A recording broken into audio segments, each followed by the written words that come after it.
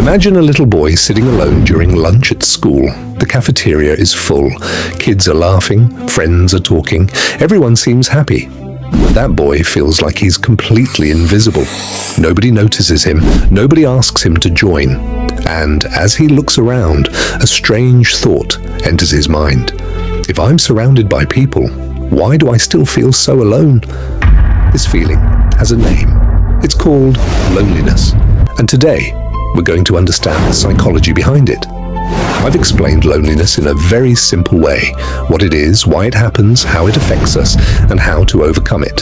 So, let's start from the beginning and understand it step by step.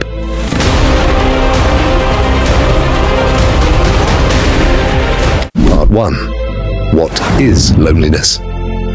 Most people think loneliness means having no friends, but psychologists say that's not true. You can have hundreds of followers on social media, thousands of likes, a busy phone, and still feel lonely. Why? Because loneliness isn't about the number of people around you. It's about the quality of your connections. Think about it like this. Imagine you're extremely thirsty. Now imagine you're standing in the middle of the ocean. There's water everywhere, but none of it can actually help you. That's loneliness, being surrounded by people, yet feeling emotionally disconnected from them. Part 2. Why does loneliness hurt so much? Here's something fascinating. Your brain treats loneliness almost like physical pain. Thousands of years ago, humans survived by living in groups. Being separated from the tribe often meant danger. No protection, no food, no safety. So over time, our brains evolved a warning system. Just like hunger tells us to eat, and thirst tells us to drink, loneliness tells us to connect. It's your brain saying, you need people. That's why being ignored, rejected, or left out can hurt so deeply. It's not weakness, it's human nature. Part 3.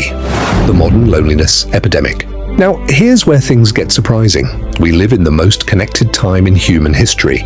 We can text anyone instantly, video call people across the world, join communities online. Yet loneliness is increasing.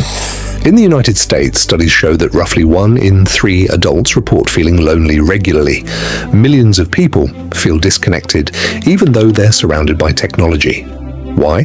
Because technology can connect screens, but it doesn't always connect hearts. A text message can never fully replace a warm hug. A like can never replace feeling understood. And a follower isn't always a friend. Part 4. What loneliness does to your brain. Now let's talk about something most people don't know. Long-term loneliness changes the way you think. When someone feels lonely for a long time, their brain becomes more sensitive to rejection. They start overthinking. They begin believing things like, nobody cares about me, I don't belong anywhere, people probably don't want to talk to me, even when those things aren't true. It's like wearing glasses that make the world look colder than it really is, and the longer loneliness lasts, the stronger those glasses become. This creates a dangerous cycle.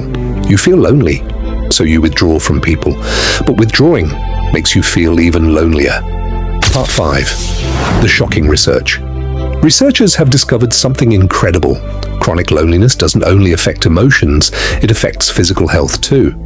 The US Surgeon General warned that severe loneliness can have health effects comparable to smoking many cigarettes a day. Studies have linked loneliness to higher risks of anxiety, depression, heart disease, sleep problems, stress, and even a shorter lifespan. Think about that. A feeling we can't even see can impact the entire body. Part 6. The solution.